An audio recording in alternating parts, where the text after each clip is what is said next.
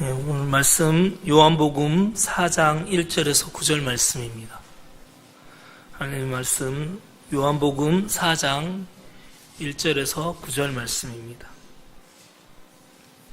제가 가지고 있는 성경 146페이지, 신약성경 146페이지 요한복음 4장 1절에서 9절 말씀입니다.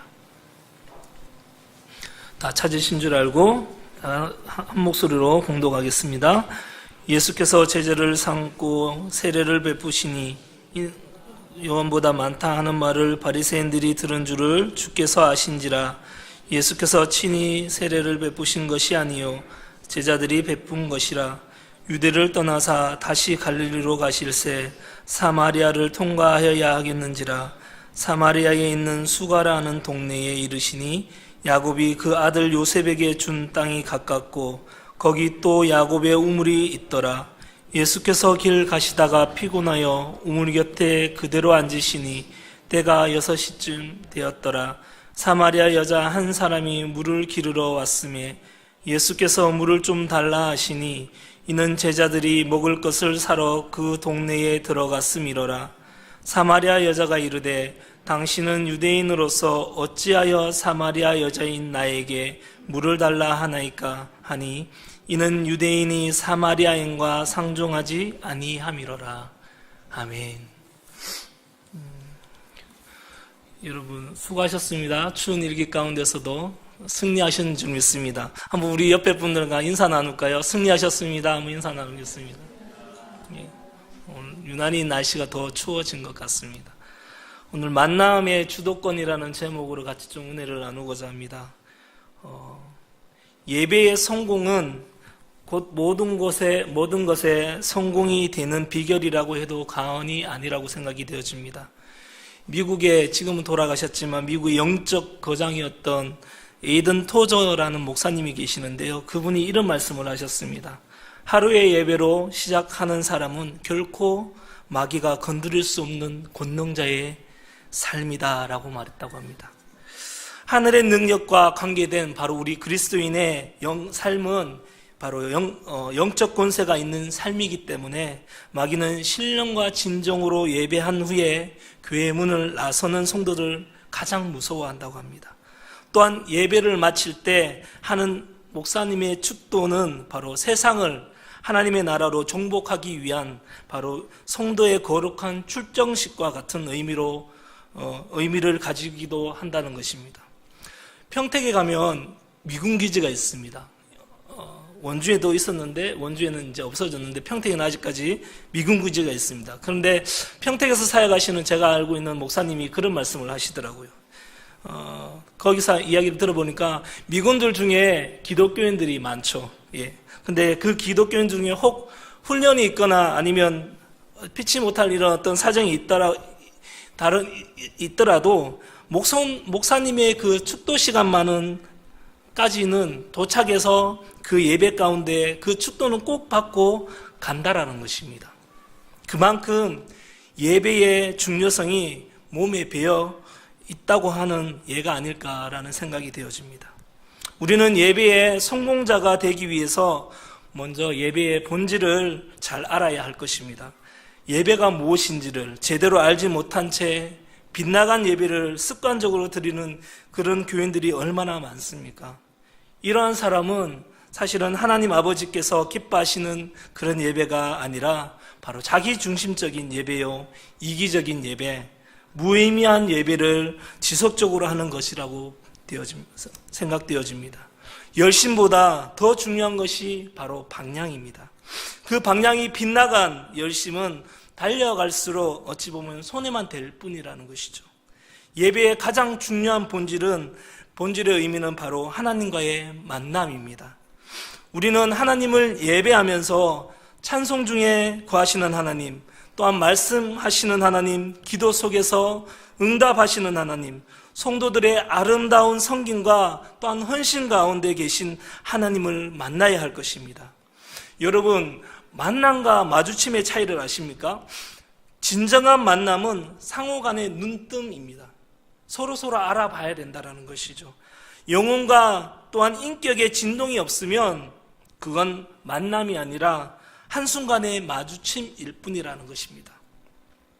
주중에 예배 모임 1시간을 참여하면서 형식적이며 또한 습관적인 예배, 간절함과 사모함이 없는 예배, 사람 만나러 오는 예배, 단순히 일주일 동안 지은 죄를 씻음받기 위한 이것을 세차장식의 예배라고도 하는데요. 그런 예배, 하나님과는 진정한 그런 만남이라기보다는 그저 마주침이라는 것일 뿐이라는 것입니다. 사람들과의 만남도 그렇듯이 바로 하나님과의 만남에 있어서도 피상적인 만남, 형식적인 그런 만남, 의례적인 만남이 있는가 하면 연인들의 만남처럼 아주 깊은 그런 사귐이 있는 만남이 있다라는 것입니다. 여러분은 창조주 하나님, 구원의 하나님, 또한 역사를 주관하시는 그 하나님과 어떤 차원의 만남을 갖고 계십니까? 오늘 우리가 예배에 대해서 같이 나누고 있는데 사실 하나님과의 그런 만남이 어떤 차원의 만남이냐에 따라서 우리는 우리의 인생에 행복의 질이 달라진다고 볼 수 있습니다. 예배가 하나님과의 만남이라고 할 때 그 만남의 주도권, 즉 예배의 주도권은 누구에게 있다고 여러분 생각이 되어지십니까? 이것은 사실은 매우 중요한 질문이고 문제입니다. 예배의 주도권이 누구에게 있느냐는 것이 잘못되면은 우리는 곧 빗나간 예배가 되기 때문이라는 것입니다. 예배의 주도권, 다시 말해서 만남의 주도권은 사람의 편이 아니라 하나님 편에 있습니다. 죄인된 인간이 스스로 하나님 앞에 나아갈 수 있는 길은 전혀 없기 때문에 오직 하나님 편에서 열어놓으신 그 길을 통해서만 우리는 나아갈 수 있다는 것이죠. 창세기 3장에 보시면 범죄한 아담이 나옵니다. 하나님의 낯을 피해서 동산나무 뒤에 숨어 있는 것을 보게 되어집니다. 죄와 죽음의 그 공포에 떨고 있는 이 아담을 찾아오신 분이 누구입니까? 사실은 죄를 범한 인간이 먼저 하나님을 찾아가서 하나님, 제가 죽을 죄를 지었습니다. 용서해 주십시오 라고 이렇게 말을 해야 되는데 그것이 그렇게 되지 않고 하나님이 먼저 찾아오셔서 찾아오셔서 우리에게 말하고 있는 것을 보게 되어집니다. 죄를 범한 인간은 발가벗은 수치를 스스로 모면하고자 나뭇잎으로 자신을 가리고 동산나무 뒤에 숨고 말죠. 죄 지은 최초의 인간에게 하나님의 음성이 들려옵니다. 아담아, 내가 어디 있느냐? 아담이 어디 숨어 있는지 하나님이 몰라서 묻는 게 아니겠죠. 예, 그렇습니다. 장소가 아니라 지금 상황을 묻고 계신 것입니다. 그리고 하나님은 벌거벗은 이 수치와 죄와 또한 죽음의 공포에 떨고 있는 인생을 위해서 가죽옷을 지어 입히십니다. 왜요? 우리를 하나님이 사랑하는 존재로 삼으셨기 때문입니다. 하나님은 죄인인 우리를 만나기 위해서 하나님 편에서 희생의 값을 지불하시기로 결정하셨다는 것이죠. 결국에 이 가죽옷이라는 죄 없는 동물의 피를 흘려서 우리의 죄를 대속한다는 희생제사의 모형인 것을 보게 되어집니다. 그리고 그것이 훗날 하나님의 아들 바로 예수 그리스도의 십자가에 달려 우리의 죄를 대속하기 위해서 죽으신다는 영원한 희생제사의 모형인 것을 보게 되어집니다. 하나님께서 범죄한 인간 바로 아담을 먼저 찾아주시고 가죽옷을 입혀주시며 또한 그의 부끄러움과 수치를 가려주시고 만남의 길을 주도적으로 열어주셨듯이 바로 오늘 이 예배, 즉 만남의 주도권은 전적으로 하나님 편에 있음을 우리는 깨달아야 할 것입니다. 그 누구도 하나님이 마련하신 길이 아니고서는 하나님 앞에 나아갈 자가 없다라는 것입니다. 그렇다면 이 시간이 얼마나 귀중한 시간인지 모릅니다. 어쩌면 언제 올지 모르는 시간이 될 수 있기 때문이라는 것입니다. 전통적인 예배의 순서에서 보면은 예배의 부름, 콜링이라는 것이 있습니다. 누가 누구를 부르는 것입니까, 여러분? 사람이 하나님을 부르는 것이 아니라는 것이죠. 사실은 하나님이 범죄한 이 아담을 부르듯이 죄의 부끄러움을 가려주시는 은혜를 베푸시면서까지 다시 만날 수 있는 길을 열어놓으신 후에 우리 인간을 초청하시면서 부르시는 하나님께서 우리를 부르시는 것입니다. 구약 시대에는 바로 동물을 제물로 한 피해 제사를 통해서 하나님을 만났습니다. 그런데 신약에 이르러서는 어떻습니까? 오직 예수 그리스도의 십자가 구속의 은혜를 통해서만 우리는 하나님을 만나게 되는 것입니다. 따라서 오늘날에도 예수 그리스도의 그 구속의 은혜를 우리는 거치지 않고는 그 누구도 하나님을 올바로 예배할 수 없다라는 것입니다. 죄를 가려주시는 구속의 그 은혜를 경험하고서야 우리는 비로소 하나님과 진정한 만남이 가능한 존재가 되는 것이라는 겁니다. 대속의 은혜를 경험하지 못한 사람도 예배당 안에 들어와 있을 수는 있습니다. 그러나 그가 하나님을 정말 온전히 예배하고 있는 것은 아니라고 봅니다. 그는 지금 하나님을 예배하고 있는 것이 아니라 예배 모임을 구경하고 있는 것일 수도 있다라는 것이죠. 한 노인이 시골에서 이제 서울에 있는 아들 집에 방문했습니다. 며칠간 집에 있으니까 아무 데도 잘 모르잖아요. 무료한 시간을 보내고 있는 아버지를 바라보던 아들이 이렇게 이야기했다고 합니다. 아버지 심심하실 텐데 한번 요 주변에 가면은 극장이 있다고. 그래서 극장 구경이나 한번 다녀오세요 하면서 이렇게 또 비용도 돈도 이렇게 드리면서 좀 구경 좀 갔다 오십시오 하고 이야기를 했다고 합니다. 그러자 이 아버지가 그 아들의 그 성의를 너무너무 고맙게 여기고 집을 나섰는데요. 불과 한 30분도 안 되어서 다시 돌아왔다고 합니다.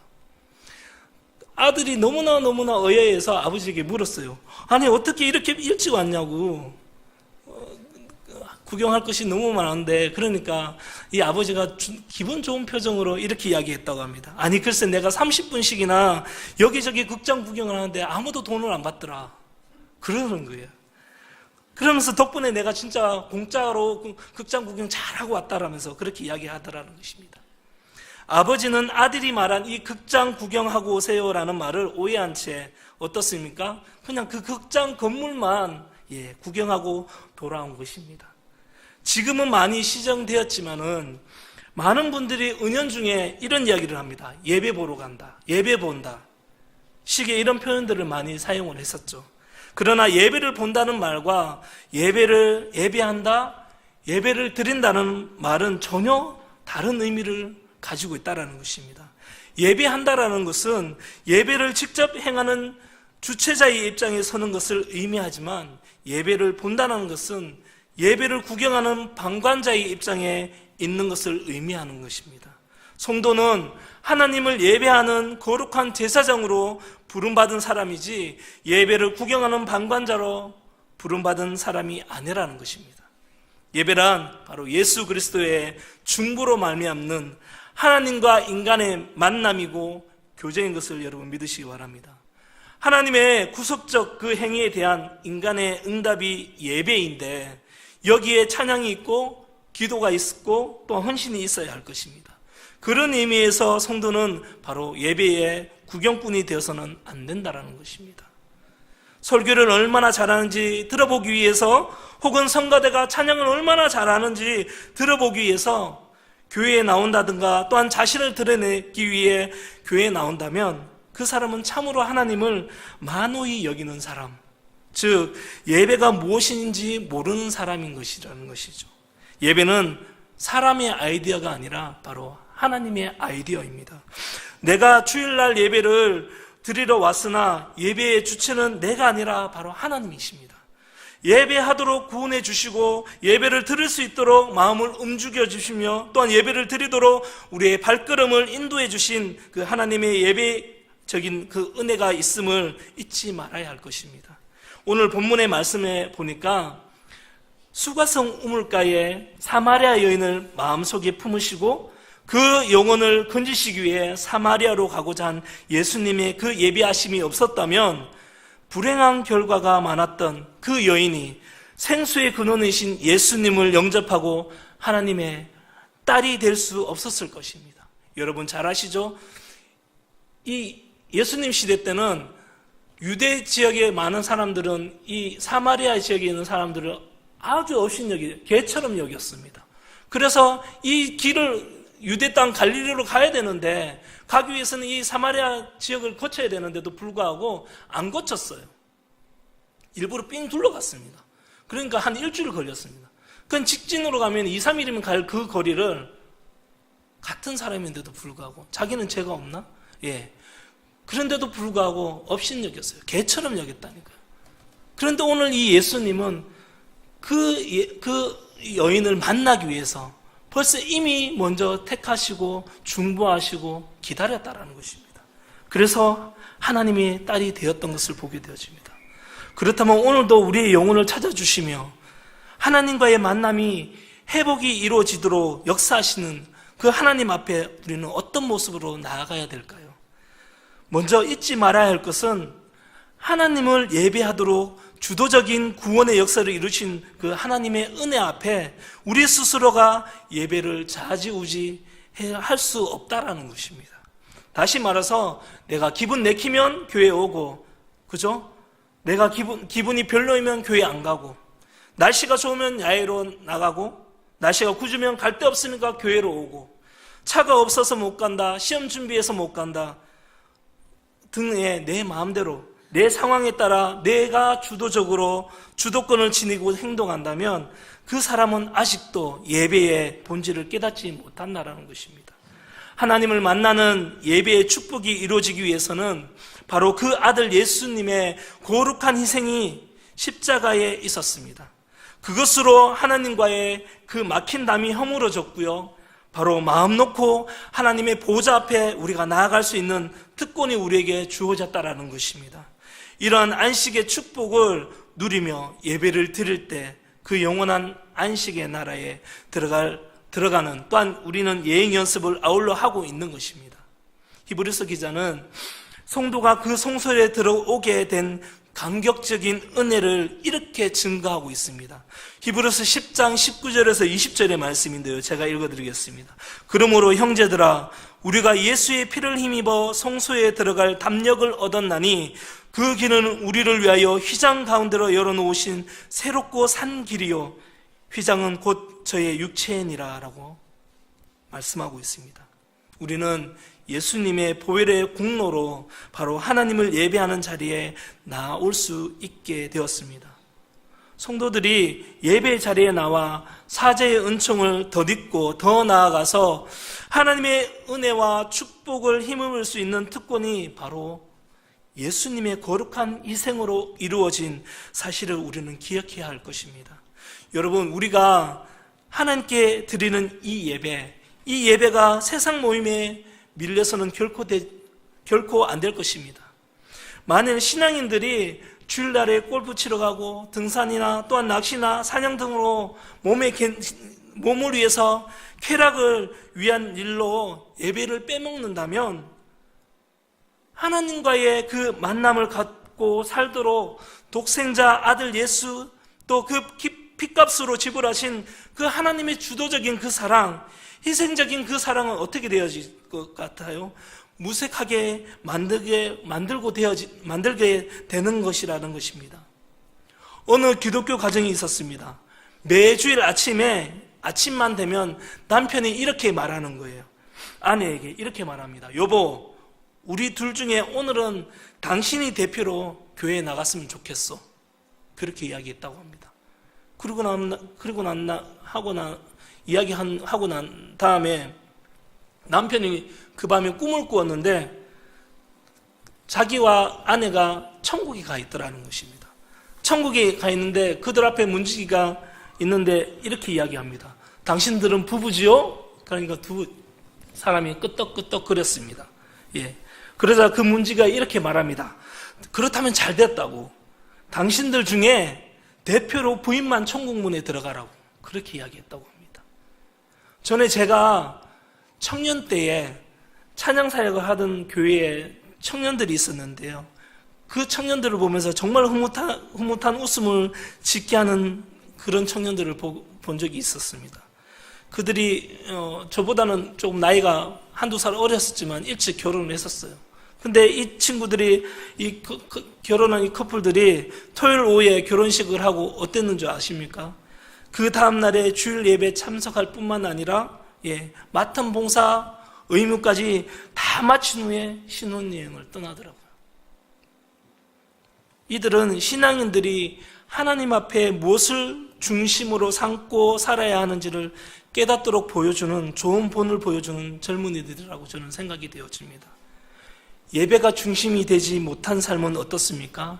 휘청거립니다.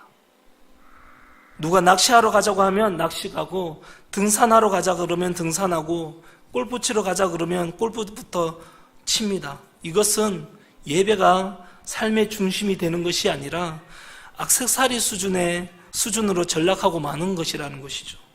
하나님을 향한 경배가 전혀 없는 사람, 하나님의 임재를 경험하지 못한 사람, 하나님의 능력이 있는 손에 붙들려 살아가지 못하는 사람들은 휘청거리며 살아갈 수밖에 없다라는 것입니다. 코페르니쿠스 이전에 지구가 온 우주의 중심인 줄 알았습니다. 그래서 태양이 동쪽에서 떠서 서쪽으로 넘어가는 줄 알았습니다. 모든 별들이 다 지구를 중심으로 떠돌아다니는 줄 알았습니다. 그러나 이 모든 것이 착각이었습니다. 우리가 살고 있는 이 지구는 태양계의 위성 중에 하나에 불과했다라는 것이죠. 태양을 중심으로 지구가 돌고 있었던 것입니다. 그렇습니다. 여러분 우리가 예배에 승리하지 못하면 모든 삶의 중심이 내가 되고 만다라는 것이죠. 모든 판단의 중심에 내가 서 있게 되어진다라는 것입니다. 모든 가치의 중심에 내가 서 있게 되는 것이 되어집니다. 그리고 이 예배에 승리하고 나면 그 중심축이 달라질 것입니다. 하나님의 말씀 중심으로 우리가 살아가게 되고, 성령이 인도하는 대로 살아가게 되고, 하나님의 영광을 위하여 살아가게 될 것입니다. 하나님 중심으로 우리의 인생 축이 달라지는 저와 여러분 모두가 되어지기를 원합니다. 구약시대의 인물 중에 하나님을 예배하는 것을 최고의 기쁨과 또한 영광으로 알았던 한 사람이 있었습니다. 그는 다름 아닌 바로 하나님의 마음에 합한 예배자, 바로 다윗이었습니다. 그는 인생의 위기 가운데서도 이런 고백을 합니다. 내가 여호와께 청하였던 한 가지 일, 곧 그것을 구하리니 곧 나로 내 성전에 여호와의 집에 거하여 여호와의 아름다움을 앙망하며 그 전에서 사모하게 하실 것이라. 다윗은 자신의 생명을 해하려는 그 원수의 위협을 피해서 도망할 수밖에 없는 그런 자리에서조차도 자신의 오직 한 가지 소원은 바로 하나님의 집에서 예배 드리는 것이라고 고백하고 있는 것입니다. 주의 궁전에서 한 날이 다른 곳에서 첫날보다 나은즉 악인의 장막의 거함보다 내 하나님 문지기로 있는 것이 좋사오니 라고 고백합니다. 지금 하나님의 마음에 합한 이 예배자 다윗이 이렇게 고백하고 노래하고 있는 것이라는 것이죠. 여러분은 일주일 동안 세상에서 살다가 교회에 나와 예배 드리는 이 한 시간이 어떻습니까? 기쁘게 여겨지십니까? 예배하는 이 한 시간이 다른 곳에서 1000시간을 보내는 것보다 더 즐겁고 기쁘고 사모함이 된다고 여겨지십니까? 저 또한 그러지 않을 때가 너무나 많음을 회개합니다. 마지막으로 한 가지만 더 이야기하고자 합니다. 전 미국 대통령이었던 여러분 지미 카터 대통령 아실 것입니다. 그의 유명한 일화를 이야기하고 좀 마칠까 하는데요. 그가 대통령 출마 선거 유세를 하고 있을 때 미국의 선거는 화요일 날 그때 이렇게 치러진다고 합니다. 그러니 선거 이틀 전인 바로 주일날이 얼마나 바쁘겠습니까? 대통령 선거에서 절대적으로 한 표라도 더 얻기 위해서 또한 유세를 해야 하는 그 바쁜 일정에도 불구하고 지미 카터가 빼놓지 않고 한 일이 있었는데 그것은 뭐냐면 자신의 고향이었던 조지아주로 다시 돌아가서 자신이 섬기고 있던 작은 교회에서 주일학교 아이들을 가르치는 일이었습니다. 이 일은 선거가 있었던 바로 전 주일에도 예외가 없었습니다. 선거에서 한 표라도 더 얻기 위해서 자신의 꿈을 성취하기 위해서 또 미국에서 가장 큰 교회에 갈 수도 있겠죠. 그죠? 그러나 지미 카터는 자신에게 맡겨진 일, 자신의 마음을 지켜냈던 것을 보게 되어집니다. 아무리 바빠도 예배가 우선인 줄 믿습니다. 하나님 앞에 바르게 예배함이 없이는 우리의 삶은 의미가 없습니다. 사업을 경영하는 것도 공부하는 것도 결국 아무것도 아닌 것이 되고 만다는 것이죠. 하나님을 떠나 세상으로 가면 내일이 없습니다. 소망이 없습니다. 그러나 하나님을 진정으로 예배하고 나면 새 힘을 얻게 될 것입니다. 예배를 통해서 생명의 열매의 삶을 또한 그 삶의 열매가 맺히게 되는 것을 우리는 알게 될 것입니다. 여러분, 하나님을 예배함에 있어서 성공자가 되시기를 바랍니다. 예배에 실패하면 모든 것에 실패하는 것임을 여러분 기억하십시오. 하나님은 우리에게서 신령과 진정으로 예배 받기를 원하시며 또한 이 예배를 통해서 우리에게 복을 주시기를 원하십니다. 성경 역사학자들이 이렇게 말합니다. 이스라엘이 안식일을 지켰는가? 안식일이 이스라엘을 지켰는가? 이 말의 뜻은 이스라엘 민족이 나라 없이 2000년 동안 떠돌아다녔습니다. 방황하는 그런 사람들이었습니다. 오랜 세월 동안 그러나 그들은 안식일을 부지런히 지켰더니 결국 안식일이 이스라엘 민족을 지켜주었다는 말이라는 것이죠. 마찬가지로 우리가 교회에 와서 전심으로 하나님을 예배하고 또한 교회를 섬기며 봉사하는 동안에 하나님께서 내 생명과 내 명예와 내 영광과 내 사랑하는 가족들을 지켜주신다는 사실을 여러분 믿으시기 바랍니다. 이것이 하나님을 예배하는 자가 누리게 되는 축복인 줄 믿습니다. 만남의 주도권을 가지고서 나를 찾아주시고 또한 불러주시고 만나주시는 하나님의 그 은총 앞에 우리는 형식적이고 피상적인 만남이거나 또한 의무적인 만남이 아니라 최선을 다하는 만남, 사모하는 만남, 즐거운 만남, 또한 감격적인 만남, 뜨거운 만남이 우리 가운데 날마다 있으셔서 그 만남을 통해서 하나님의 역사하심을 경험하는 우리 모두가 되기를 축복합니다. 기도하시겠습니다.